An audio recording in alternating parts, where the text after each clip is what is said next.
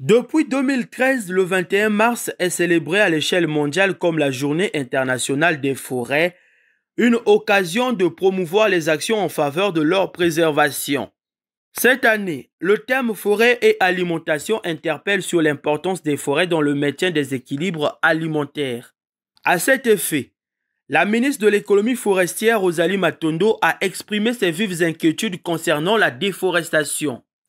Dans le bassin du Congo, la déforestation progresse rapidement.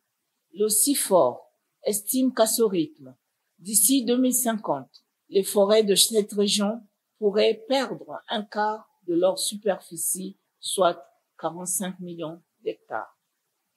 Au Congo, la perte moyenne du couvert forestier était estimée en 2012 à 0,06% par an, soit 12 000 hectares, principalement due à l'agriculture itinérante sur brûlis, au développement de l'agro-industrie, à l'exploitation du bois d'énergie, à l'exploitation illégale du bois d'œuvre et à la chasse illégale d'espèces telles que les éléphants, essentielles à la régénération naturelle des forêts.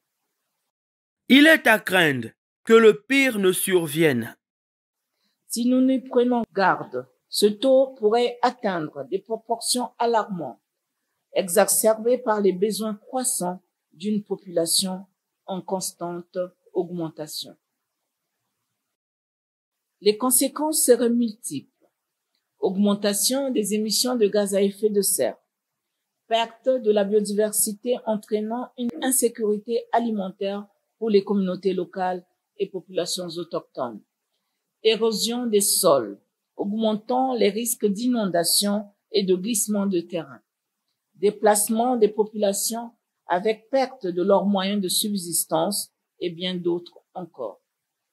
C'est pour cette raison que le gouvernement ne se désengage jamais en faveur de la préservation et de la restauration des forêts par le biais de multiples initiatives concrètes sur le terrain.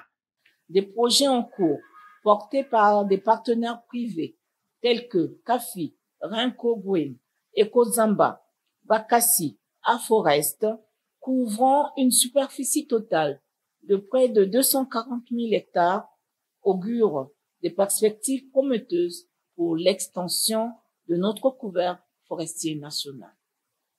Parallèlement, notre engagement pour une gestion durable des écosystèmes forestiers reste constant, incluant la restauration des zones forestières et des mangroves dégradées, ainsi que la surveillance du couvert forestier national grâce aux nouvelles technologies de télédétection pour lutter contre les incendies et la déforestation.